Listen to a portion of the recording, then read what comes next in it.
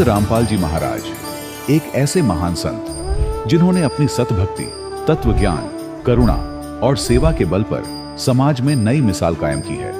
संत रामपाल जी महाराज की अगुवाई में उनके सभी सतलोक आश्रमों से समाज कल्याण के अद्भुत कार्यों ने समाज को सुनहरे भविष्य की एक नई उम्मीद दिखाई है।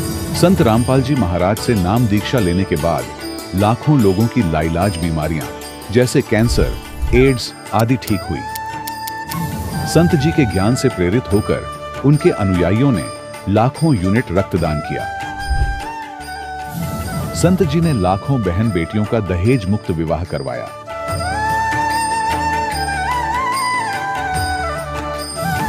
संत जी ने लाखों लोगों का नशा छुड़वाया, करोड़ों उजड़े परिवार बसे।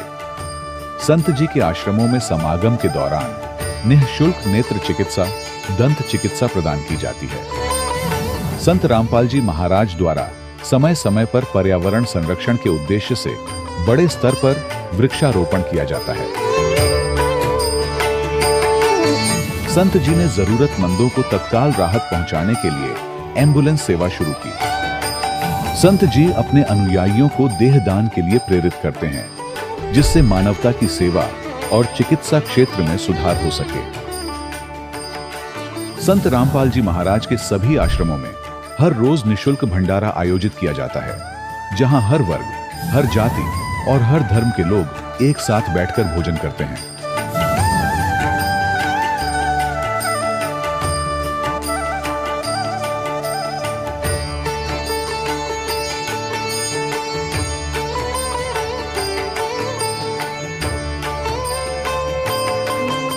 संत रामपाल जी महाराज की अन्नपूर्णा मुहिम ने गरीब और बेसहारा लोगों के जीवन में एक नई ऊर्जा और उम्मीद को जन्म दिया है। घर घर खाद्य सामग्री और जरूरी मदद पहुंचाकर संत रामपाल जी महाराज ने लोगों को दुख और मजबूरी से लड़ने की ताकत प्रदान की है।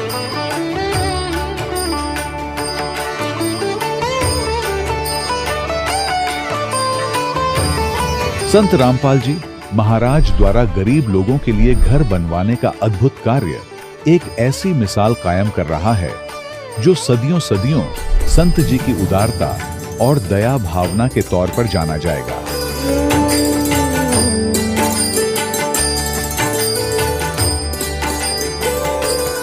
संत रामपाल जी महाराज के आश्रम में हजारों बुजुर्गों को सम्मान और प्यार के साथ जीवन जीने का अवसर मिलता है।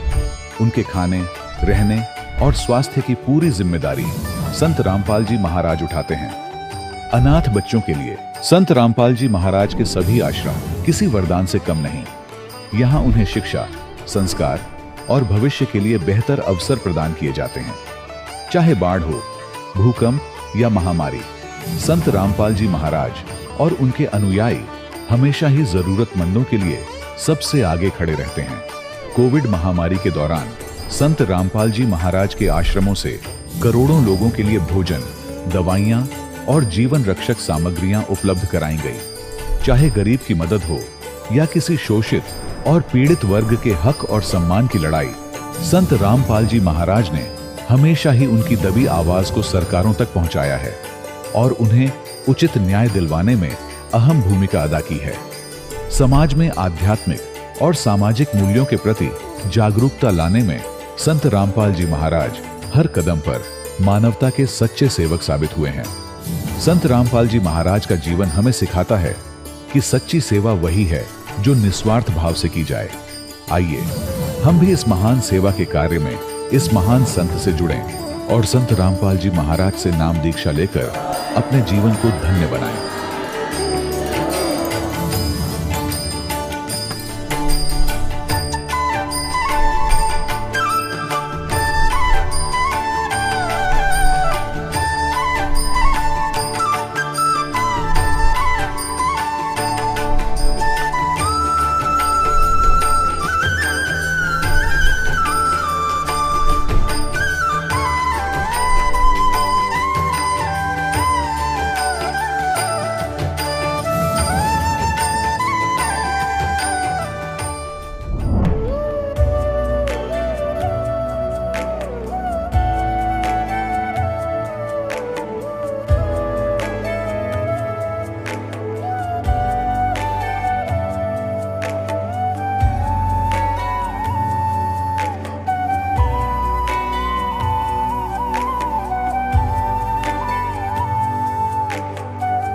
गीता में अर्जुन को स्वयं भगवान कह रहे हैं कि उस परमेश्वर की शरण में जा, उसके लिए उन संतों के पास जा जो तत्वदर्शी हो। इसी प्रकार हजरत मोहम्मद को उनका अल्लाह कह रहा है कि कोई और पूर्ण परमात्मा है, उसको पाने के लिए उन तत्वदर्शी संत की तलाश कर। वो प्रभु कौन है, ये जानने के लिए कृपया अवश्य सुनिए जगत गुरु तत्वदर्शी संत रामपाल जी महाराज के अमृत वचन। सत साहिब दर्शकों, कई बार इंसान अपनी पूरी जिंदगी देवी देवताओं की पूजा, व्रत, उपवास और धार्मिक अनुष्ठानों में बिताता है, इस उम्मीद में कि शायद कभी तो जीवन में सुख आएगा, कभी तो दुख दर्द दूर होंगे। लेकिन दर्शकों, सोचने वाली बात यह है कि अगर इन सभी प्रयासों के बावजूद भी जीवन में न तो मानसिक शांति मिले और न आर्थिक लाभ हो, तो मन में एक ही सवाल उठता है, क्या मैं सच में सही साधना कर रहा हूं?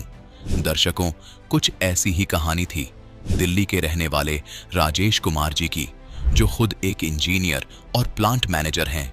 राजेश जी ने वर्षों तक देवी देवताओं की पूजा की, व्रत रखे और विशेष रूप से देवी मां की भक्ति में पूरी निष्ठा से लगे रहे। लेकिन न मन को सुकून मिला, न जीवन की परेशानियां कम हुई। दर्शकों, लेकिन आज राजेश जी बताते हैं कि उनकी जिंदगी में असली परिवर्तन तब आया जब इन्होंने संत रामपाल जी महाराज का शास्त्र अनुसार सत्संग सुना और नाम दीक्षा ली। और जैसे ही इन्होंने गुरु जी की शरण ली, उस ज्ञान और साधना का ऐसा प्रभाव हुआ कि इनको मानसिक शांति मिली और इनकी आर्थिक स्थिति भी सुधर गई। दर्शकों, आखिर क्यों आज लाखों लोग अपने धर्म में प्रचलित पुरानी साधनाओं को छोड़कर संत रामपाल जी महाराज द्वारा दी गई भक्ति साधना को अपना रहे हैं? आखिर इसके पीछे की सच्चाई क्या है? आइए सुनते हैं राजेश कुमार जी की कहानी, इन्हीं की जुबानी। सर नमस्कार। नमस्कार सर, क्या नाम है आपका? मेरा नाम राजेश कुमार कुरेचिया है। सर, कहाँ से आए हैं आप? मैं ऐसे दिल्ली का हूँ और मैं सूरत में रहता हूँ। सूरत में क्या करते हैं? सूरत में मैं जॉब करता हूँ। संत रामपाल जी महाराज से कैसे जुड़े? ये संत रामपाल जी महाराज जी से मैं मार्च 2009 में जुड़ा था। संत रामपाल जी महाराज जी से क्यों जुड़े आप? संत रामपाल जी महाराज जी से जुड़ने से पहले मैं जो सब लोग जो भक्ति करते हैं, मैं भी वही देवी देवताओं की भक्ति करता था। देवी में मैं बहुत विश्वास रखता था और जैसे नवरात्र होते हैं तो मैं हमेशा 9 दिन के हमेशा व्रत रखता था, कुछ खाता पीता नहीं था। और लेकिन जैसे उन व्रत के लिए जैसा सोचता था उनसे कुछ लाभ मिले, वैसे कुछ लाभ मेरे को मिलते नहीं थे। फिर मुझे पता चला कहीं पे कि ऐसे एक संत हैं जो एक नाम देते हैं और उनकी भक्ति करने से सब लाभ मिलते हैं। आप एक एजुकेटेड पर्सन हैं, क्या आप इन बातों में विश्वास करते हैं कि नाम लेने से कोई ठीक हो जाता है या किसी संत के आशीर्वाद देने से ठीक हो जाते हैं? क्योंकि जिस तरह से आजकल डिजिटल जमाना है, साइंस का युग है, और दूसरी ओर आप लोग कह रहे हैं कि नाम दीक्षा लेने से लोगों को लाभ मिल जाते हैं, जैसे कि आप लोग संतों का नाम लेते हैं और उसी कड़ी में आपने संत रामपाल जी महाराज जी से भी नाम दीक्षा ली। क्या आप मानते हैं कि नाम दीक्षा लेने से लाभ मिलते हैं? आपने संत रामपाल जी महाराज से नाम दीक्षा क्यों ली, ये भी बताइए। हाँ, मैं मानता हूँ कि ये नाम लेने से ये सब लाभ मिलते हैं। मैंने नाम किस लिए लिया ये भी मैं बताता हूँ आपको। क्योंकि ऐसे मैं वेल एजुकेटेड हूँ, मैं एज ए इंजीनियर हूँ और एज ए प्लांट मैनेजर अभी मैं एक मल्टीनेशनल कंपनी में काम करता हूँ। और ऐसा सब लोग जानते हैं कि हाँ, कोई ना कोई शक्ति तो है जो ये जीव को चला रही है। इसलिए ये संत रामपाल जी महाराज जी से जब मैं जुड़ा तो उससे पहले मैं जो देवी देवताओं की भक्ति करता था, जैसे मैंने बताया मैं देवी की बहुत भक्ति करता था, लेकिन उससे कुछ लाभ नहीं मिलते थे। मुझे थोड़े मानसिक तनाव रहते थे, मैं बहुत परेशान रहता था। और उस दौरान जब मुझे पता चला तो मैंने संत रामपाल जी महाराज जी के पास गया, उनके शिष्य से मैं मिला था, उनके थ्रू मुझे पता चला तो मैं उनसे जाके संत रामपाल जी महाराज जी के पास गया, वहाँ पे नाम दीक्षा ली। नाम दीक्षा लेने के बाद भी शुरुआत में मुझे ऐसा था कि जो नाम दीक्षा ली थी मैं उसका सही तरह से, जैसा संत रामपाल जी महाराज बताया, अनुसरण नहीं कर रहा था। तो वो तनाव मेरा पर तब भी तनाव बरकरार था। उसके बाद मैंने एक बार सुसाइड कमिट की। मैंने एक ह्यूज अमाउंट में स्लीपिंग पिल्स ली थी। उसके बाद मेरे पिताजी फार्मासिस्ट हैं तो उन्होंने घर पे ही मेरा ट्रीटमेंट किया, तो मैं करीब 24 घंटे तक अनकॉन्शियस था। तो उस दौरान मुझे परमात्मा संत रामपाल जी महाराज जो हैं हमारे, उनके दर्शन हुए और वहाँ पे मुझे पता चला कि परमात्मा जो संत रामपाल जी महाराज हैं उन्होंने दर्शन देके मुझे बताया कि बेटा ये सही तरीका नहीं है, हमको सही मुक्ति पानी है तो आध्यात्मिक ज्ञान को जानना होगा, सही प्रकार से उस आध्यात्मिक ज्ञान पे हमको चलना होगा, तभी हमारी मुक्ति हो सकती है। संत रामपाल जी महाराज हमेशा से दावा करते रहे हैं कि जो भी उनसे जुड़ेगा उन्हें चाहे कैसी भी बीमारी हो, चाहे कितने भी सालों से नशा कर रहा हो, उनसे नाम दीक्षा लेगा तो वो बीमारी ठीक हो जाएगी और नशे से दूर हो जाएगा। क्या मानते हैं कि ये सही है? हाँ, ये सही है, क्योंकि पूर्ण परमात्मा जो होते हैं उन्हीं में ये शक्ति है कि वो हमारे सब विकारों को दूर करके और हमें अच्छे रास्ते की ओर हमें ले जाते हैं। सर, आपकी नज़र में अच्छा और बुरा रास्ता क्या है? क्या परिभाषा है असल में अच्छे और बुरे की? अच्छा रास्ता वो है जिसमें हम किसी को दुख नहीं पहुंचाते, हम किसी तरह का व्यसन नहीं करते हैं और परमात्मा की सही जो साधना है, शास्त्रों अनुकूल जो साधना है वो करते हैं। अब बात आती है सही और गलत साधना की। आपकी नज़र में सही और गलत साधना क्या है? सही साधना जैसा कि हमारे शास्त्र बोलते हैं वो सही साधना है, उसके अनुकूल चलना ये सही साधना है। सर देखिए, ये बात सत्य है कि लाखों लोग परेशान हैं, बल्कि करोड़ों लोग परेशान हैं। बहुत सारी बीमारियों से पीड़ित हैं, किसी को आर्थिक परेशानी है, जबकि भक्ति भी कर रहे हैं, उसके बावजूद भी लोगों को लाभ नहीं मिल रहा है। अब बात यदि सत भक्ति की जाए और आपकी बात मान ली जाए कि आप भक्ति कर रहे हैं, तो लोग आपसे ये जानना चाहेंगे कि आपको सत भक्ति करने से, संत रामपाल जी महाराज जी से नाम दीक्षा लेने से क्या लाभ मिले? संत रामपाल जी महाराज जी से दीक्षा लेने के बाद मुझे बहुत सारे लाभ हुए हैं। वैसे तो काफ़ी लाभ हैं, उनमें से कुछ एक लाभ मैं आपको बताता हूँ। मैं जब आर्थिक रूप से शुरुआत में जब मैंने इंजीनियरिंग ज्वाइन की, फ्रेशर था, तो मेरी जो सैलरी थी बहुत कम थी। घर से मेरा कोई सपोर्ट नहीं था, मैं सब कुछ अपने बलबूते पे कर रहा था। मैं दिल्ली में था, डीएमआरसी प्रोजेक्ट में काम कर रहा था। वहाँ से मेरा ट्रांसफ़र हुआ गुजरात के लिए। जब मैं गुजरात आया अपनी फैमिली के साथ, तो मैं 5,000 रुपये उधार लेके यहाँ पर आया था और मेरे पास कुछ नहीं था। सर, जब से मैंने संत रामपाल जी महाराज जी से ज्ञान उपदेश लिया है, तब से मेरी आर्थिक स्थिति इतनी अच्छी तरह सुधर गई है कि मैं आपको बता नहीं सकता हूँ। आज मेरे पास फ्लैट है, कार है। एक टाइम ऐसा था कि जब मेरे पास खुद के खाने के लिए पैसे नहीं थे, मैं उधार पैसा मांग के खाना खाता था। आज मैं एकदम सुदृढ़ हूँ, आर्थिक रूप से एकदम मजबूत हूँ। और मैं अपने युवा पीढ़ी से यही बोलता हूँ कि आपकी कोई भी परेशानी है, आर्थिक रूप से है, चाहे शारीरिक रूप से है, मानसिक रूप से है, आपको अगर उससे निजात पाना है तो संत रामपाल जी महाराज जी एक ऐसा जरिया है जिनकी आप सद्भक्ति लेके मुक्ति पा सकते हैं और इन सब चीज़ों का आर्थिक लाभ, भौतिक लाभ और शारीरिक लाभ ले सकते हैं। और एक लाभ बताता हूँ वो आपको भगत जी, मेरे पास ऐसे लाभ हुए हैं कि अगर परमात्मा की ऐसी कृपा होती है कि अगर मेरे पास कुछ होने वाला होता है तो परमात्मा मुझे पहले ही दर्शा देते हैं और फिर उससे मुझे निजात मिल जाती है। ऐसा एक वाक्य बताता हूँ कि मैं एक बार कार से आ रहा था, तो मुझे परमात्मा का, मेरी कार में सब लोग बैठे थे, 6 की 6 सीट पूरी फुल थी और सब लोग नींद में थे। मैं काफ़ी दूर हाईवे पे था, तो मुझे परमात्मा के दर्शन हुए अचानक कि बेटा अभी कार तू साइड लगा दे, आगे एक भूसे का एक ट्रक जा रहा था भरा हुआ, वो गिरने वाला है और तेरी कार जब वहाँ से पास होगी तो उसके ऊपर गिरेगा। तो मैंने कार साइड लगा दी, वहीं थोड़ा देर रुका। उसके बाद जब हम आगे गए तो सच में रास्ते में एक भूसे का ट्रक गिरा हुआ था। सर, संत रामपाल जी महाराज से कैसे जुड़ सकते हैं? जैसे उनकी वेबसाइट है www.jagatgururampalji.org, वहाँ पे आप उस पेज पे विजिट कर सकते हैं। वहाँ पे आपको ऐसा ज्ञान मिलेगा जो आपने कहीं देखा नहीं होगा। भक्त समाज को आप क्या संदेश देना चाहेंगे? भगत समाज से मेरी प्रार्थना है कि संत रामपाल जी महाराज यहाँ पे पृथ्वी पे आए हुए हैं, वही पूर्ण परमात्मा है। यहाँ पर आइए और अपने सभी रोगों का, आर्थिक मंदी, उनसे सबसे निवारण पाने के लिए उनकी शरण में आइए और उनसे नामदान लीजिए, तभी आपकी मुक्ति हो सकती है। बहुत बहुत धन्यवाद सर। धन्यवाद। दर्शकों, अभी आपने सुने संत रामपाल जी महाराज से दीक्षा प्राप्त करके सुखी हुए भक्त के अनुभव। अब देखिए जगत गुरु तत्वदर्शी संत रामपाल जी महाराज के मंगल प्रवचन। सुदर्शन को जब सतलोक जाने का समय आया तो परमात्मा ने पूछा, क्यों भक्त सतलोक जाना चाहते हो? कहने लगा, महाराज बिल्कुल तैयार हैं, आपने ज्ञान ही ऐसा दे दिया, यहाँ कुछ रखा ही नहीं है। तो परमात्मा ने कहा कि देख ले भाई, किसी में तेरी आस्था तो नहीं है।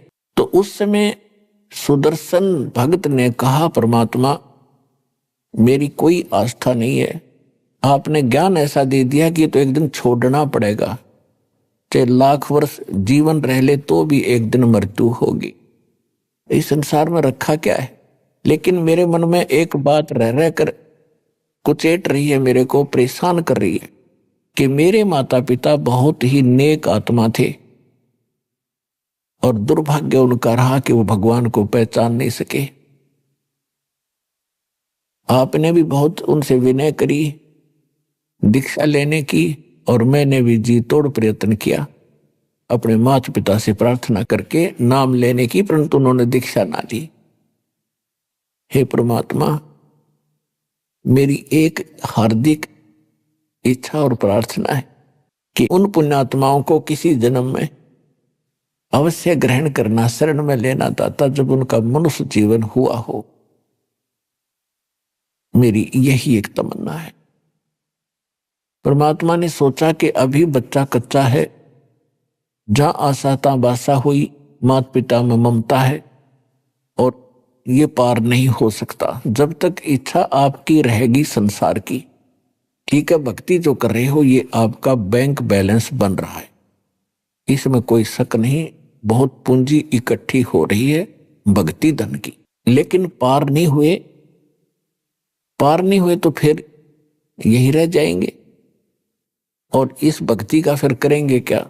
तो इस कमाई का करेंगे क्या? फिर कभी स्वर्ग में जाएंगे, राजा बन जाएंगे, कोरे कर्म बिगाड़ेंगे अपना कर्म फोड़ के, और फिर पृथ्वी पर ऐसे ही निर्धन बनकर घूम रहे होंगे। तो परमात्मा ने सोचा कि ये जीव इतना पुण्यात्मा है, फिर भी इतना ज्ञान समझाने के बाद भी आज माँ बाप के चक्कर में यो फिर फंस गया। तब परमात्मा ने कहा, बेटा तू निश्चिंत होकर जा यहां से, मैं प्रतिज्ञा करता हूं तेरे माता पिता को मैं अवश्य पार करूंगा, जन्म चाहे उसके कितने लग जाइयो, मैं उनको पार करूंगा भाई। तब सुदर्शन को विश्वास हुआ कि जो परमात्मा ने बोल दिया वो फाइनल है। तब वो सतलोक जाने के योग्य हुआ। और ये सतिथि तो उस व्यक्ति की है जिसके संग में भगवान रोज रहा करते थे। तो पुण्यात्मा उनको विश्वास इतना नहीं हो पा रहा था कि सचमुच गॉड है, परमात्मा है। तो दास का उद्देश्य ये है कि आपके हृदय में सबसे पहले ये जचा दूं कि कबीर इज गॉड। जब कबीर साहब परमात्मा है तो फिर बात ही खत्म है। उनके सारे ज्ञान सही, उनका विधान सही, उनकी जो साधना बताई वो भी श्रेष्ठ होगी, और जो उन्होंने स्थान बताया वो भी सच्चा पावेगा, सत्य मिलेगा। तो सुदर्शन जी के जो माता पिता थे वो अगले जन्म में ब्राह्मण के घर जन्म हुआ। दोनों का पुनः संयोग पति पत्नी का हुआ, उनके बच्चे फिर भी नहीं थे। इससे पहले भी उनके 1-2 जन्म हो चुके थे, लेकिन हम शॉर्ट में बताएंगे आपको, संक्षिप्त में जो हमने आवश्यक है। तो काशी के अंदर उनका जब जन्म था, गौरी शंकर सुदर्शन के पिता का नाम था और सरस्वती उसकी मां का, यानी वही आत्माएं थी गौरी शंकर और सरस्वती। ब्राह्मण थे, बहुत ही नेक आत्मा थे, भगवान शिव के पुजारी थे। और भगवान शिव की जो शिव पुराण की कथा करा करते थे और निस्वार्थ भाव से कथा करते थे, किसी को मिसगाइड नहीं करते थे। और कथा करने से जो भी उनको उपार्जन होता था, धन प्राप्त होता था, उसमें से अपना निर्वाह भी करते थे और शेष बचे हुए को पुण्य में लगा देते थे। संग्रह संचन नहीं करते थे, जिस कारण से वहां की जनता, आसपास की जो श्रोता होते थे, उनके अंदर उनकी आस्था घनी होगी। वो बहुत ही महिमा के पात्र बने। प्रत्येक श्रद्धालु के मुख पर ये वचन था कि बहुत ही नेक ब्राह्मण है। इन अन्य ठगों की तरह ये ठगते नहीं है। अन्य ब्राह्मण जो कहते थे तुम्हारे पितर रुष्ट हो गए, 5 कपड़े दो, ऐसे श्राद्ध कराओ, 11 रुपये दो, ऐसा कर देंगे, तुम्हारा ऐसा कर देंगे, कहते ये ऐसा नहीं करते। जिस कारण से अन्य जो ब्राह्मण गुरु थे, जो रोजी रोटी के लिए ही अपना उद्देश्य लेकर के कथा आदि किया करते थे, वो गौरी शंकर से ईर्ष्या करने लगे कि इसने तो हमारा रोजगार ही बंद करने को जा रहा है। और इस बात का ज्ञान हो गया काशी शहर के मुसलमान मुल्ला और काजियों को। तो उन्होंने दाव लगाया कि जो अन्य ब्राह्मण गुरु हैं वो तो इसके साथ नहीं, और जनता विशेषकर धर्म गुरुओं के साथ ही होती थी, और जैसा भी वो हमें मिसगाइड कर देते थे, हम मरने मारने को तैयार हो जाते थे। तो इस बात का उन्होंने दाव लगाया गौरी शंकर को और सरस्वती को जबरदस्ती मुसलमान बना दिया कि ये हिंदू धर्म का घना प्रचार कर रहे हैं, इसलिए इस पर बैन लगा दे। ऐसा ही हुआ। जो ही उन्होंने मुसलमान पीरों ने, मुल्ला और काजियों ने गौरी शंकर और सरस्वती के घर पे जाकर अपना झूठा जल छिड़क दिया, उनके मुंह में डाल दिया बाई फोर्स, और बहुत से ब्राह्मण बाहर देख रहे थे।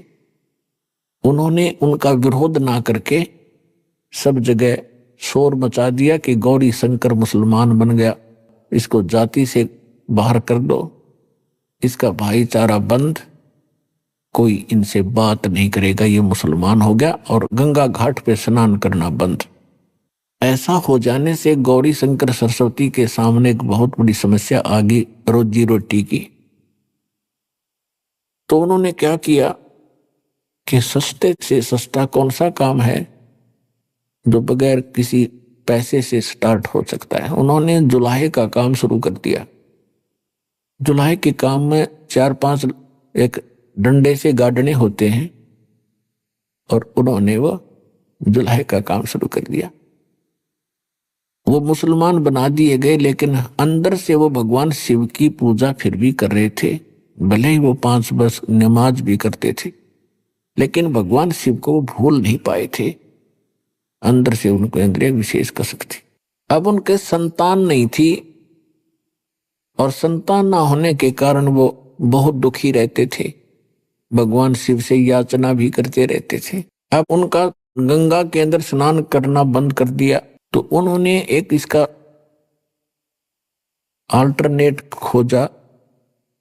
काशी शहर से बाहर गंगा का जल वर्षा के दिनों में, जब गंगा बहुत ऊपर से भरकर चलती है, किनारों को छूती हुई, तो लहरों के द्वारा उछलकर कुछ जल गौ घाटों के ऊपर से और बाहर मैदान के अंदर एक गड्ढे में इकट्ठा हो जाता था और बहुत बड़े सरोवर का रूप धारण कर लेता था। और फिर सारा सीजन, सारा वर्ष उसका जल बहुत निर्मल और पवित्र रहता था। तो गौरी शंकर और सरस्वती सुबह सुबह उठकर प्रतिदिन उस लहर तारा नाम के तालाब में स्नान करने के लिए जाया करते थे। लहर तारा नाम उसका इसलिए पड़ा था कि गंगा की लहरों से उछला हुआ जल वहां एकत्रित होता था, तो लहर तारा नाम से वो प्रसिद्ध हुआ था। उधर से परमात्मा प्रत्येक युग में आते हैं और अपने भगत के उस वचन के आधार से मुसलमानों ने उनका नाम बदल दिया। गौरी शंकर का नाम रख दिया नूर अली, और सरस्वती का नाम रख दिया नियामत। तो हम अपभ्रंश करके उनको नीरू और नीमा कहने लगे। अब हम नीरू नीमा इनको ज्यादा बोलेंगे क्योंकि ये ऐसे ही प्रसिद्ध थे। परमात्मा संवत 1455 ज्येष्ठ सुदी पूर्णमासी को सुबह ब्रह्म मुहूर्त में सतलोक से चलकर आए, एक शिशु रूप धारण किया और कमल के फूल पर विराजमान हो गए। उस समय काशी के अंदर ये भूत पूजाएं, आन उपासनाओं का बहुत जोर था। तो उस समय स्वामी रामानंद जी एक ब्राह्मण, कुछ सुलझे हुए ऋषि थे, उन्होंने भी आकर के वहां कुछ सुधार किया था। उन्होंने 1400 ऋषि शिष्य बना रखे थे स्वामी रामानंद पंडित जी ने, और उनको ज्ञान जो उसने बता था वो ज्ञान बता रखा था। तो वो सभी प्रचार किया करते थे आसपास के क्षेत्र में, और काशी के भी उसने कई डिवीजन बना रखी थी, और उसमें एक एक अपना शिष्य ऋषि बैठा रखा था उनको प्रवचन और ज्ञान सुनाने के लिए। और किसके पुजारी थे? भगवान विष्णु के पुजारी थे स्वामी रामानंद जी। तो उनके शिष्य भी श्री विष्णु की कथा सुनाया करते थे, गीता की कथा सुनाया करते थे, राम और कृष्ण के किस्से सुनाया करते थे। तो उन्होंने कुछ सुधार किया था।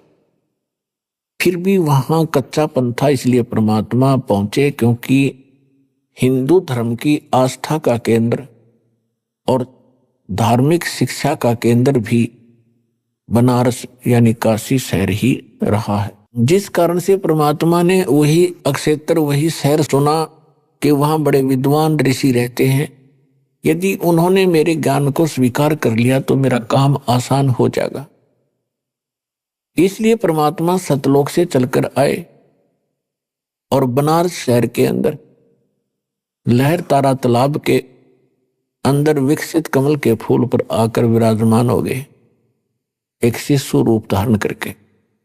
उधर से स्वामी रामानंद जी का एक शिष्य अष्टानंद नाम के एक ऋषि, वो प्रतिदिन उस लहर तारा तालाब के ऊपर स्नान करने के लिए जाया करते थे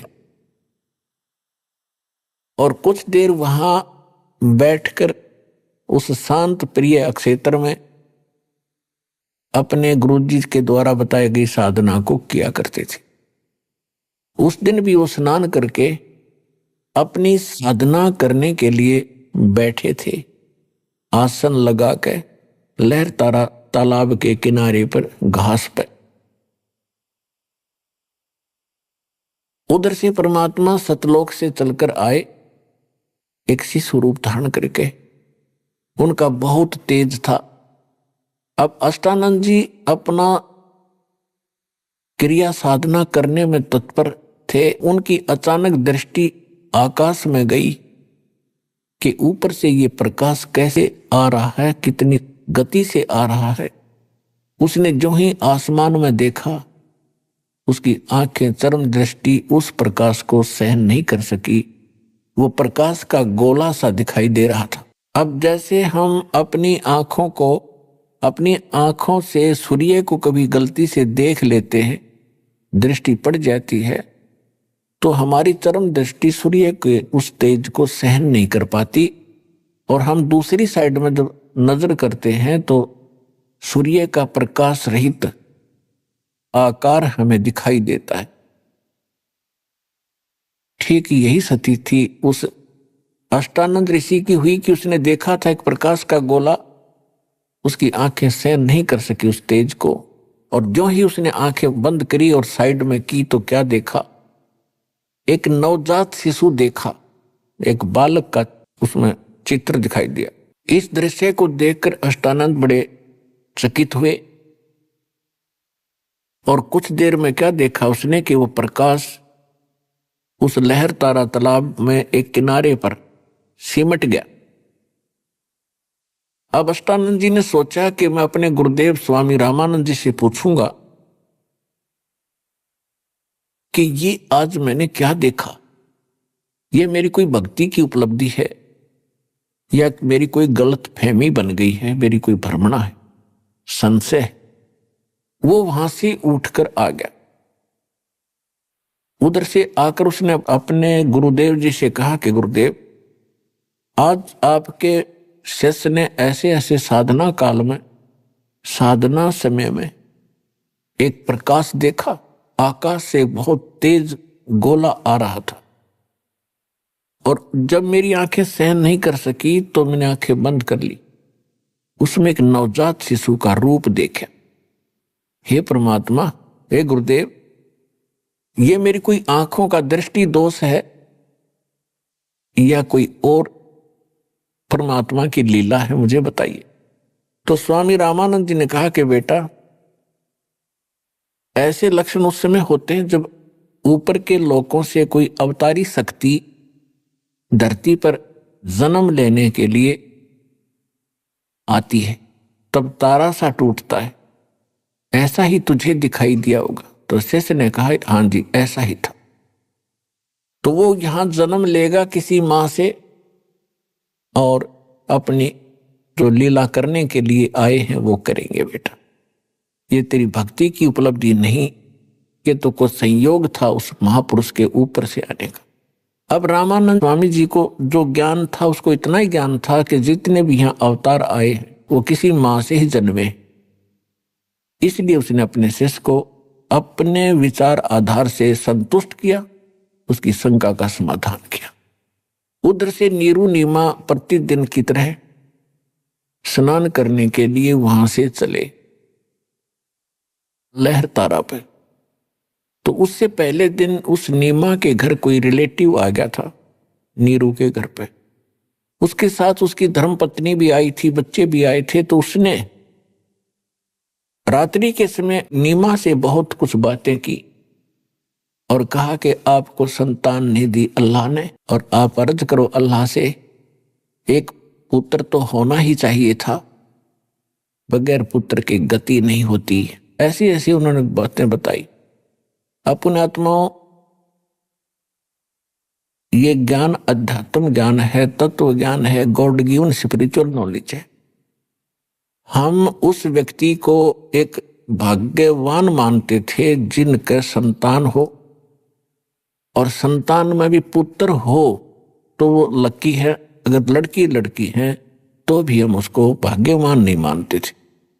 ये हमारे धर्मगुरुओं की काल के प्रेरणा से उन्होंने हमारे अंदर ऐसी भ्रमणा पैदा कर रखी थी कि जिनका संतान ना होती उनका तो जीवन हराम रहता था पूरी लाइफ में, और जिनका पुत्र ना होता उसको डरा डरा कर मार देते कि पुत्र बिना गति नहीं हो सकती। तो इस तरह की वे बातें हमें मूर्ख बनाने के लिए वो अज्ञानी बताया करते थे। और संसार का यानी जगत और भगत का आपस में जो विरोध रहा है, उसका कारण यही रहा है कि जो अध्यात्म मार्ग के विचार हैं वो संसार के विचारों से भिन्न होते हैं, उनके कति विपरीत होते हैं। अब परमात्मा के तत्व ज्ञान के आधार से दास आपको बताएगा कि जिनका संतान नहीं है वो परमात्मा के विधान अनुसार और उन्होंने मोक्ष मार्ग मिल गया तो वो सबसे लकी हैं, सबसे भाग्यवान हैं। और ये ना समझना कि जिनका संतान है वो भाग्यवान नहीं है, नहीं। संतान और परिवार का होना हमारे संस्कार हैं। एक बार सुखदेव ऋषि जो थे मां के गर्भ में 12 वर्ष रहे। मां के गर्भ से वो बाहर नहीं आए क्योंकि मां के गर्भ में ये पता रहता है प्राणी को कि मैंने कितने जन्म खो दिए बिना भक्ति के, और बाहर आते ही या भूल पड़ जाती है तो उसको ज्ञान था कि तीनों गुण, रजगुण ब्रह्मा, सतगुण विष्णु, तमगुण शिव जी का जो प्रभाव है, बाहर आते ही त्रिगुणमय माया से जीव मूर्छित हो जाता है। इसकी सब यादाश्त चेतना पिछले जन्म जन्मांतर की समाप्त हो जाती है। इसको नए सिरे से शिक्षा दी जाती है, ये तेरा दादा है या तेरी दादी है, ये तेरा चाचा, ये तेरा ताऊ है, तेरा ये नाम है, ये तेरे माता पिता। कुल कुटुंब के लोगों की जानकारी उनको फिर धीरे धीरे दी जाती। वो पिछली अपनी सब यादाश्त खत्म कर देता है। इतने जबरदस्त अटैक होता है इसके बाहर आते। तो सुखदेव ऋषि मां के गर्भ से 12 वर्ष तक बाहर नहीं आया, ब्रह्मा विष्णु महेश की विशेष प्रार्थना पर। तब उसने एक प्रतिज्ञा कराई कि आप कुछ देर अपनी माया को रोको तब मैं बाहर आऊं।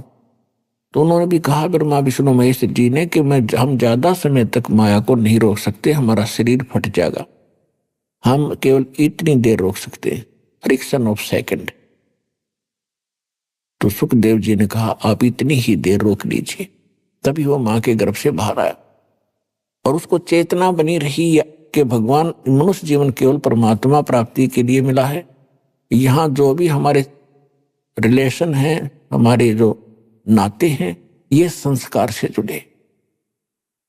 तो ब्रह्मा विष्णु महेश अंतर्ध्यान हो गए जब उनके पिता, क्योंकि वेद व्यास ऋषि हुए हैं, उनकी पत्नी के गर्भ से सुखदेव ऋषि का जन्म हुआ था। तो वेद व्यास जी बड़े विद्वान पुरुष थे, उनको पता था कोई योगी पुरुष है मेरी पत्नी के गर्भ में और 12 वर्ष से बाहर नहीं आ रहा है, तो ऐसे भगवान पुत्र के मैं दर्शन करूंगा, ऐसा अच्छा पुत्र मुझे प्राप्त होगा।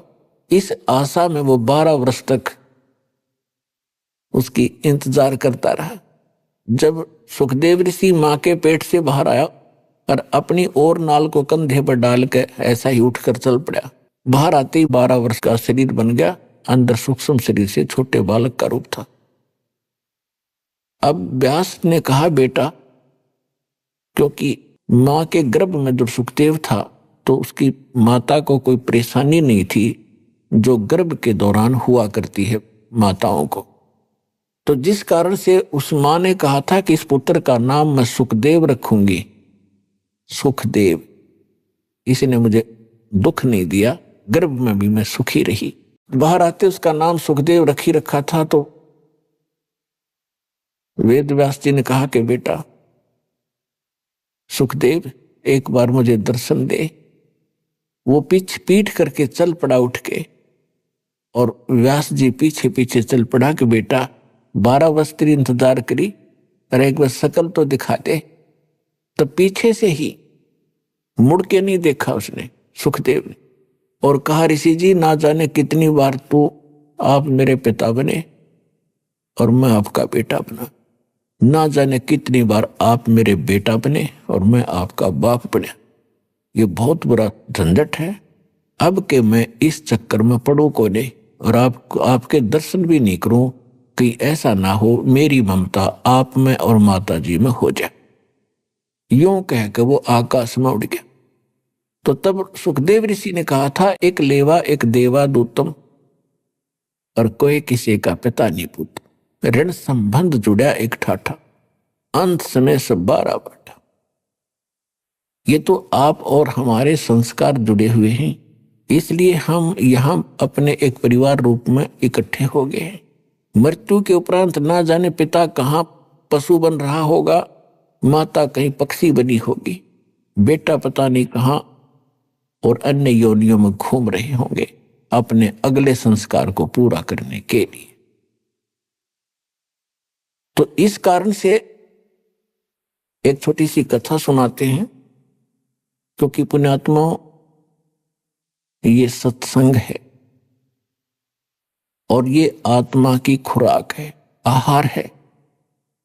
अब जैसे व्यक्ति स्वस्थ व्यक्ति है तो सुबह खाना खाता है तो शाम को भी उसको भूख लगती है तो वो स्वस्थ है, और यदि उसको शाम को भूख नहीं लगती है तो समझ लो उसका कोई बीमारी ने घेर लिया और कोई जबर की तैयारी है, यानी उसको कोई डिफेक्ट हो गया शरीर में।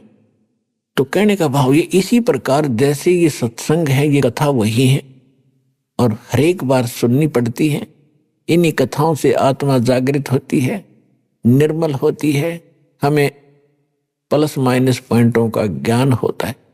तो प्रत्येक सत्संग में चाहे वो सत्कथा फिर भी सुनने को हम मिलती है या सत्संग सुनने को मिलता है, हमारी जिज्ञासा जो की तो बनी है, तो आपकी आत्मा स्वस्थ है।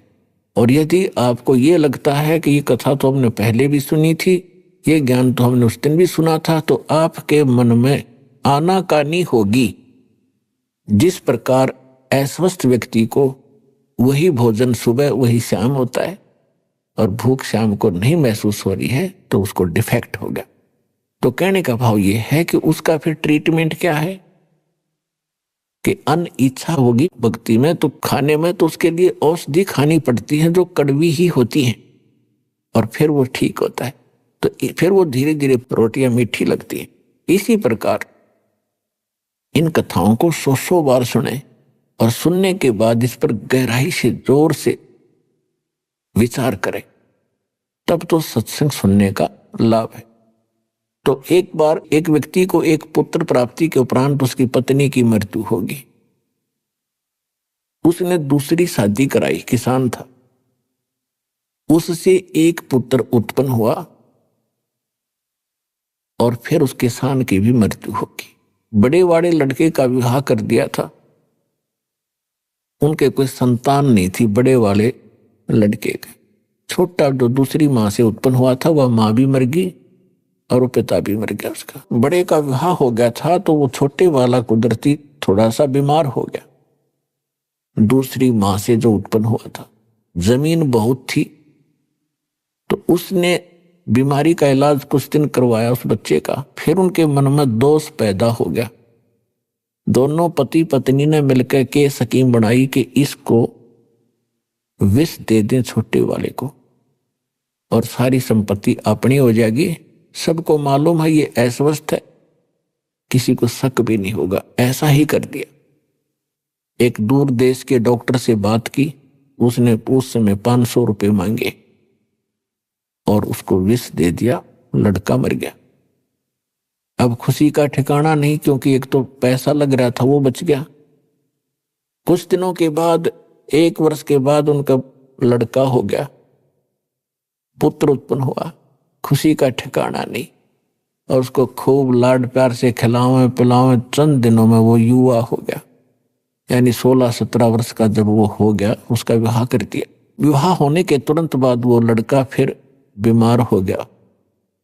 उनका अपना पुत्र इतना रोगी हो गया कि उन्होंने बहुत पैसा पानी की तरह बहाया। दूर देशों में जहां भी जिसने कोई वैद्य बताया, कोई जंतर मंत्र करने वाला बताया, वहीं गए। आधी संपत्ति यानी जमीन भी बेच दी और लड़का ज्यों का त्यों प्रतिदिन सूखता ही जा रहा था। एक दिन उसका पिता बैठा था, लड़का चारपाई पर लेटा था। लड़के ने कहा अपने पिता को कि भाई साहब, मेरे कफन की तैयारी करो, लकड़ियों की तैयारी करो, अब मैं अपना हिसाब किताब करके मैं चलने वाला हूं। अब उसके पिता ने सोचा, बच्चा रोग के कारण इतना अस्वस्थ हो गया, इसका दिमाग भी काम करना बंद कर गया और मुझे ये भाई कह रहा है। तो उसने कहा, बेटा मैं तेरा पिता हूं, भाई नहीं हूं। वो लड़का कहता है कि मुझे पता है तू क्या है, मैं तेरा वो भाई हूं जो तेरे पुत्र रूप में जन्मया हूं, जिसको तुम दोनों ने मिलकर और विष देकर मारा था। मेरी आधी संपत्ति जो थी वो मैंने खर्च करवा ली, अपना पूरा कर लिया। अब तेरा और मेरा इतना अकाउंट रह रहा है, एक लकड़ी और एक कफन का, और वो तैयारी कर ले। अब उस समय उसका कलेजा पकड़ा गया।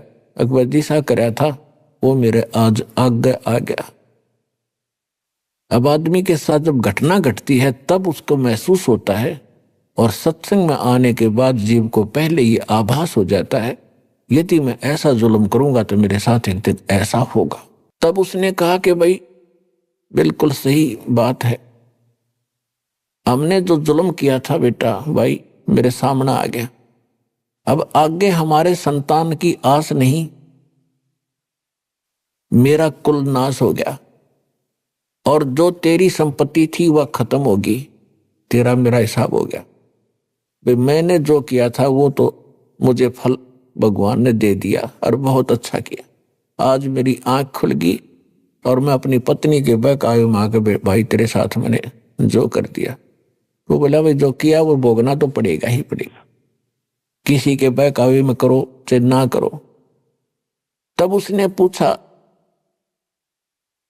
उसके पुत्र भाई कहो चाहे बाप कहो, उसने उस लड़के से पूछा, भाई जो बोल रहा था कि मैं तेरा भाई हूं और वैसे उसके शरीर से पुत्र था, उससे पूछा कि हमने जैसा किया वो तो हमारे सामने आ गया, हमारा तो सर्वनाश हो गया, अब कुल नाश हुआ, संतान आगे है नहीं।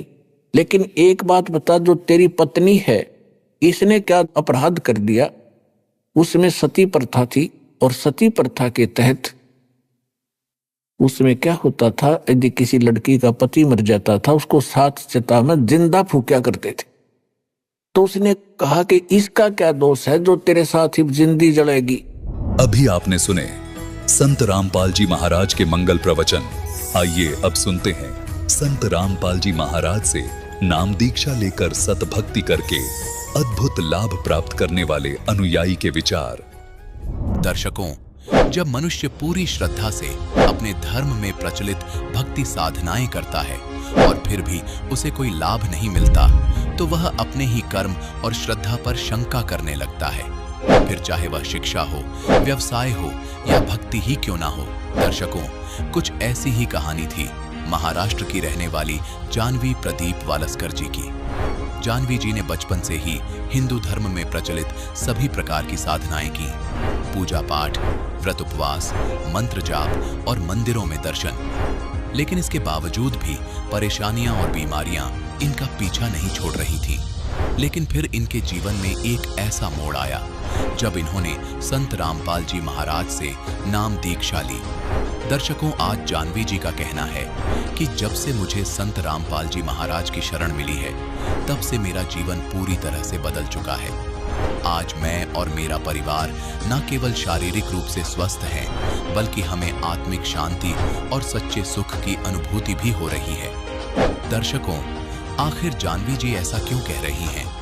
आखिर संत रामपाल जी महाराज ने इन्हें ऐसी कौन सी दिव्य औषधि दे दी जिससे इनकी सारी परेशानियां और परिवार की लाइलाज बीमारियां छूमंतर हो गईं? आखिर इसके पीछे की सच्चाई क्या है? आइए सुनते हैं जानवी जी की कहानी, उन्हीं की जुबानी। जी नमस्कार। जी नमस्कार। क्या नाम है जी आपका? हमारा नाम जानवी प्रदीप वालस्कर। जानवी जी, क्या करते हैं आप? हम टीचर हैं RSS वाले स्कूल में, सरस्वती शिशु मंदिर में सन 98 से लेके 2008 तक निरंतर कार्यरत रहे। आपने संत रामपाल जी महाराज जी से नाम दीक्षा लेने से पहले क्या भक्ति साधनाएं की? हमने सभी देवी देवताओं की भक्ति करते थे जो हिंदू समाज में अभी चलते आ रहे हैं, और हमारे घर का माहौल भी वैसा ही भक्तिमय था। हमारे मम्मी पापा काफ़ी भक्ति करते थे। बचपन से ही हम पापा हमारे राम राम राम राम लिखवा के लोई में, आटे की लोई में गोलियां बना के मछली को खिलाने के लिए कहते थे। हम चारों बहन भाई ऐसे ही करते थे, और मम्मी जितने भी व्रत करती थी हम मम्मी के साथ साथ व्रत करते थे। विशेष तौर से गणपति और भोलेनाथ जी की भगवान व्रत करते थे, और संकट चतुर्थी भी मम्मी के साथ करते थे। बचपन से हम इतनी पूजा करते थे और भगवान के प्रति हमारी बहुत ज़्यादा श्रद्धा थी। पर जैसे ही विवाह हो गया हमारा, विवाह के बाद हमने गायत्री परिवार में आ गए, क्योंकि पड़ोसन हमारी गायत्री परिवार की थी। और उस विवाह के बाद तो हम काफ़ी परेशान रहने लगे कि आर्थिक भी और मानसिक भी, घर में भी बड़ी अशांति थी। तो वो बोले कि तुम गायत्री का मंत्र जाप करती रहो, इससे आपको बहुत लाभ होगा, आपके सारे दुख दूर हो जाएंगे। तो हम उसके साथ गए और नाम दीक्षा ले ली गायत्री की, और तब से हम गायत्री की इतनी तन मन धन से व्रत करते थे, पूजा करते थे, नवरात्रि के व्रत करते थे। हर साल शांति कुंज में जाते थे। शांति कुंज में हवन यज्ञ का ट्रेनिंग देते थे। वो 9 दिन का सत्र करके आते थे हम, और ट्रेनिंग लेने के बाद यहाँ पे घर पे आते थे। घर पे स्कूल से आने के बाद जहाँ से भी आता है फ़ोन या बुलावा आता है कि यहाँ हवन होना है, या विवाह संस्कार होना है, या जन्मदिन संस्कार है, तो हम माँ बेटी चले जाते थे झोला उठा के। बेटी डफली उठा लेती थी, वो भजन पूजन करती थी, और 3 घंटे लगते थे हवन यज्ञ में। हम पूरा करते थे, ना भूख ना प्यास, कुछ भी नहीं, इतना हम समर्पित थे। फिर भी दुखों का, संकट का कोई निवारण ही नहीं होता था। एक संकट गया कि दूसरा आता था, दूसरा गया कि तीसरा आता था। हम इतने थक गए थे, इतने रोते थे, हे गायत्री माता, ये कब संकट निवारण होंगे, और कितने देना है तो इकट्ठा दे दो, पर ये ख़त्म हो जाए। जब भी हम शांति कुंज जाते थे, शांति कुंज से शैल दीदी से चरण स्पर्श करते थे, तब हम यही कहते थे कि दीदी हमारे बहुत संकट है, हम बहुत कष्ट में हैं, कब कष्ट समाप्त होंगे? तो कहते थे कि ये प्रारब्ध है, ये तो भोगना ही पड़ेगा। बहन जी, हमें आप एक बात बताइए, आपने गायत्री परिवार में रह के कितने साल तक साधनाएं की? 26 साल हमने भक्ति साधना की है। लेकिन गायत्री परिवार में जिस तरह के यज्ञ हवन करवाए जाते हैं और जो आप गायत्री मंत्र का जाप करते थे, इन सब चीजों का खंडन तो संत रामपाल जी महाराज जी बहुत पहले से करते आए हैं। आपका इस बारे में क्या कहना है? वो करते आए हैं तो ये आज हमें समझ में आ गया कि वो गलत साधना थी, क्योंकि हमें कोई लाभ ही नहीं हुआ, और हम इतने निराश हो चुके थे। इवन इतना हम ये बता रहे कि हम नास्तिकता की ओर जा रहे थे। जब हमने तत्वदर्शी संत को ढूंढने लगे, फिर हमने क्या किया कि श्री राम शर्मा आचार्य जी की लिखी छोटी छोटी पुस्तक थी, तो पहले हमें ब्रह्मा की पुस्तक मिली। ब्रह्मा की पुस्तक हमने पढ़ी कि यही भगवान हो सकते, पूर्ण ब्रह्मा। तो पुस्तक पढ़ी तो उसने पुस्तक में लिखा था कि वो अपने बेटी पे ही बुरी नज़र डालता है और उसका शील हरण करता है। हमने कहा नहीं, ये भगवान नहीं हो सकता है। उसके बाद हमने कहा ज़रूर अल्लाह होगा। तो फिर अल्लाह अल्लाह अल्लाह तो एक ही है, हमें लगा अल्लाह ही होगा। फिर हम मजार मस्जिद जाने लगे, फिर वहाँ अपना दुखड़ा रोने लगे और प्रार्थना करने लगे। पर जब बकरीद आती तो सब लोग बकरा काट के, गौमांस काट के अपनी ईद मना रहे हैं। हमने कहा अल्लाह ऐसा नहीं हो सकता है, जिसने बनाया सारे जीव जंतुओं को, उसको काट के उसका मांस खाने के लिए कभी नहीं कहेगा। तो फिर अल्लाह, हमने कहा अल्लाह नहीं हो सकता। फिर हमारे साथ जो एक टीचर थी, वह टीचर ईसाई थी, बड़ा अच्छा व्यवहार था, उनसे ज्ञान चर्चा चलती थी। हमने कहा जरूर यीशु ही होंगे। फिर हमने उनके साथ भी चर्च गए 2-3 बार। फिर उन्होंने हमें एक छोटी सी बाइबल दी, ये पढ़ो। तो हमने वो बाइबल पढ़ी बड़ी श्रद्धापूर्वक। पर जब यीशु को यहूदी लोग मारते हैं बुरी तरह के और क्रॉस पे लटका देते हैं और कील ठोक देते हैं, तब यीशु कहते हैं कि हे भगवान, हे गॉड, हे ईश्वर, इन अज्ञानियों को माफ़ कर दो। तब हमें लगा नहीं, यीशु भी पूर्ण गॉड नहीं है, उनके ऊपर भी कोई पूर्ण परमात्मा है। इस प्रकार हम परमात्मा को ढूंढ रहे थे और फिर हम नास्तिक बन गए। जानवी जी, आपने अपना पूरा जीवन भगवान की खोज में बिता दिया, जिसमें आपने चारों धर्म में से किसी को नहीं छोड़ा। प्रत्येक धर्म के ग्रंथों को पढ़ते हुए आपने भगवान प्राप्ति की खोज जारी रखी। हम आपसे ये जानना चाहेंगे कि जब आपने चारों धर्मों को अपना के देखा, उसके बावजूद भी आपको भगवान की जानकारी नहीं हुई, जिसको आप भगवान कह सको, आपको ऐसी कोई चीज़ नहीं मिली, तो जानवी जी, हम आपसे जानना चाहेंगे कि संत रामपाल जी महाराज के बारे में आपको कैसे जानकारी हुई। हाँ, यही हम अभी बताना चाहते कि हम बर्थ सर्टिफिकेट लाने गए तो चाचा के गांव चले गए, जलगांव जिला में पाचोरा। तो वहाँ गए चाचा के यहाँ, तो नहा धो के हमने कहा चाची से हमें हवन करना है। तो चाचू बोले मैं चाय बना लेती, तब तक तुम 2 मिनट चाचा से बात कर लो। चाचा से बात की तो चाचा बोले तुम्हारे पास टाइम हो तो मैं थोड़ी बात बता दूं। हमने कहा बता दीजिए, आधे घंटे में, क्योंकि हमें तुरंत निकलना था। तो चाचा ने हमें बताया कि देखो हमारे साथ बहुत धोखा हो गया है। हमने कहा कैसा धोखा? बोले हम जिसकी भक्ति करते हैं उसका, हम जिस लोक में रह रहे ये काल का लोक है और यहाँ का भगवान काल भगवान है, ज्योति निरंजन भी उसी को कहते हैं। आपको ये जानकारी कहाँ से मिली? वो संत रामपाल जी महाराज की शरण में थे और वो अनुयायी थे उनके, तो उन्होंने हमें ये सत्य जानकारी दी और उन्होंने तुरंत पेज खोल के बता दिया, गीता का भी बताया और ज्ञान गंगा की पुस्तक बता दी खोल की, और उसमें बताया वो उल्टा लटका हुआ पीपल का वृक्ष, और बताया कि ऊर्ध्व मूलम अध शाकम, शर पुरुष वाकी डार, तीनों देव शाखा है, पात रूपी संसार। जानवी जी, हम आपसे जानना चाहेंगे कि आपने अपने जीवन में एक शिक्षक के रूप में काम किया है, आपने गीता जी को भी पढ़ा है। तो गीता जी अध्याय 15 के श्लोक 1 के उल्टे लटके हुए संसार रूपी वृक्ष की जो आप बात कर रहे हो, तो क्या ये जानकारी आपको पहले कभी नहीं मिली? तत्वदर्शी संत पूर्ण परमात्मा एक ही होता है विश्व में, और वो संत रामपाल जी महाराज है, ये हमारे चाचा ने हमें समझा के बताया। वो उल्टा वृक्ष पीपल का संसार रूपी वृक्ष जो समझाएगा वो तत्वदर्शी संत, तो वो वहीं से हमें मिला। जब चाचा ने ये बात बताई कि ये शरपुरुष की पत्नी दुर्गा है, इनके 3 पुत्र है, यही गुण है, रजोगुणी रूपी ब्रह्मा, सतोगुणी विष्णु और तमोगुणी शिव, और हम उल्टी पूजा कर रहे हैं, पात रूपी संसार, हम इनके पूजा कर रहे हैं, तो ये हमें फल कहाँ से देंगे? अपने को राइट पूजा करनी है, उन्होंने पेज राइट कर दिया। जड़ की पूजा करनी है, भक्ति रूपी जल हमें जड़ में डालना है, पूर्ण परमात्मा कबीर है, उन्होंने बताया और हम ध्यान से सुन रहे। जब हम भक्ति रूपी जल जड़ में डालेंगे तो ये पूरा पेड़ हरा भरा होगा, फलों फूलों से लद जाएगा और छाया भी मिलेगी अपने को और मोक्ष भी मिलेगा। तो उन्होंने इतना बताया। हमने कहा चाचा अब हमें देर हो रही है, आप हमें ये पुस्तक दे दीजिए। उन्होंने पुस्तक दे दी, हमने पुस्तक ली और बस में बैठ के आगे के सफ़र में निकल गए। हमने अपना पूरा काम कर लिया और बस में बैठे बैठे हमने सृष्टि रचना पूरी पढ़ ली। सृष्टि रचना पढ़ते ही हमारे होश उड़ गए। हमने कहा हे परमात्मा आप यहाँ मिले, हम इतने ऐसे हो गए बिल्कुल गदगद। तो चाचा से हमने कहा कि हमें दीक्षा लेना है, तो फिर चाचा ने हमें फ़ोन नंबर वगैरह करके बात करके नामदान केंद्र का आता पता बता दिया। वैसे ही हम पुणे में आए और हमने 28 जनवरी को 2017 में नाम दीक्षा ले ली। आपने संत रामपाल जी महाराज से वेदों का ज्ञान प्राप्त किया, तो हम आपसे जानना चाहते हैं कि संत रामपाल जी महाराज से जुड़ने के बाद आपको कोई सांसारिक या आर्थिक लाभ भी मिला? जी, हमें बहुत लाभ मिला। सबसे बड़ा लाभ तो आध्यात्मिक लाभ मिला है। सच्चा गुरु मिला, पूर्ण परमात्मा कौन है जिसकी खोज में हम लगे थे वो प्राप्त हुआ, और हमें मोक्ष भी प्राप्त होगा, और मोक्ष प्राप्त होने के बाद हमें जाना कहाँ है ये भी पता चल गया। कि हमें अपने निजधाम जाना है और वहीं से हम आए हैं, ये हमें लाभ बहुत बड़ा मिल गया। और हमें ये लाभ मिला है कि हमारे हस्बैंड को अस्थमा था 20 साल से, आज उनका अस्थमा पूर्णतः 80% सही हो गया है। नहीं तो वो पूरी रात बारिश और सर्दियों में सोते नहीं थे, बैठे बैठे बिताते थे। और डॉक्टर ने भी बोल दिया था और वो भी मान गए थे कि ये अभी बचने वाले नहीं हैं। जैसे संत रामपाल जी महाराज से दीक्षा ले ली, उनका स्वास्थ्य एकदम सही हो गया है।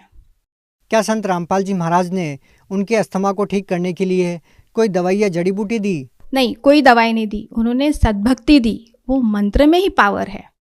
सतनाम का मंत्र श्वास से ही है, उनकी श्वास की बीमारी है, श्वास के मंत्र से ही उनकी बीमारी ठीक हो गई है।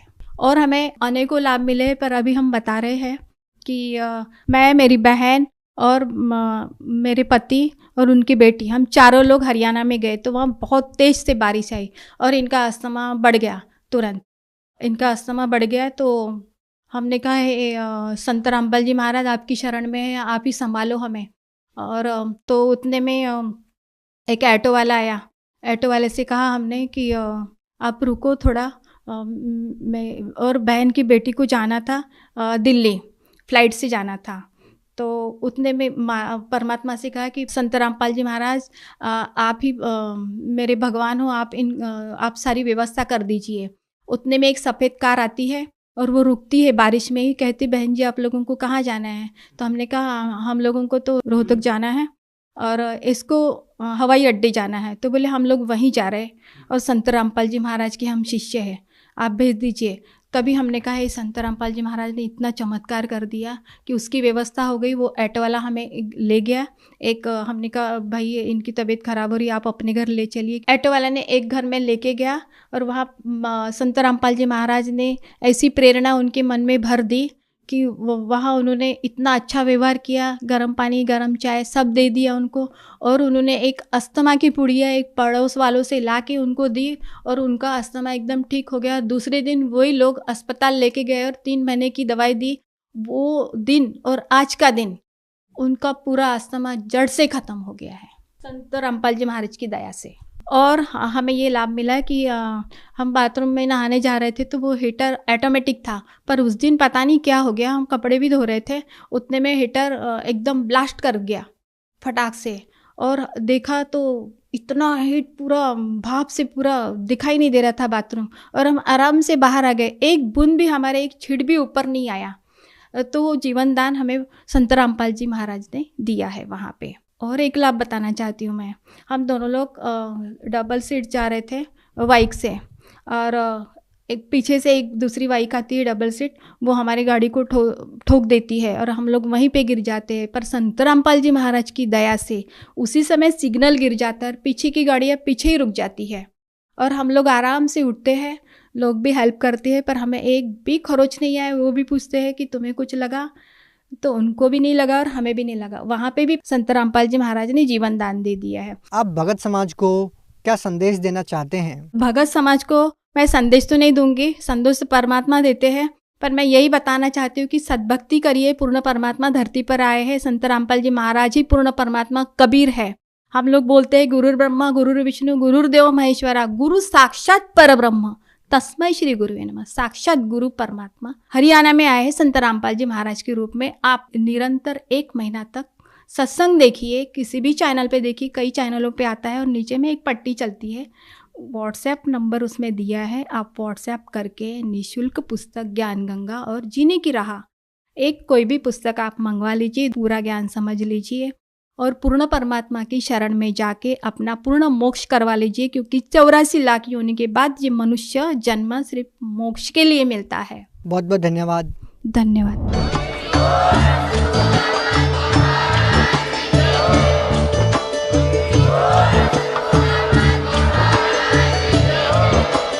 आप सुन रहे थे जगत गुरु तत्वदर्शी संत रामपाल जी महाराज जी के मंगल प्रवचन। अधिक जानकारी के लिए विजिट कीजिए हमारी वेबसाइट www.jagatgururampalji.org। संत रामपाल जी महाराज जी के शुभ आशीर्वाद से पूरे विश्व भर में 500 से भी ज्यादा नाम दीक्षा केंद्र हैं, जिन पर संत रामपाल जी महाराज जी द्वारा ऑनलाइन निशुल्क नाम दीक्षा दी जा रही है। अपने नजदीकी नाम दीक्षा केंद्र का पता करने के लिए संपर्क करें 8222880541।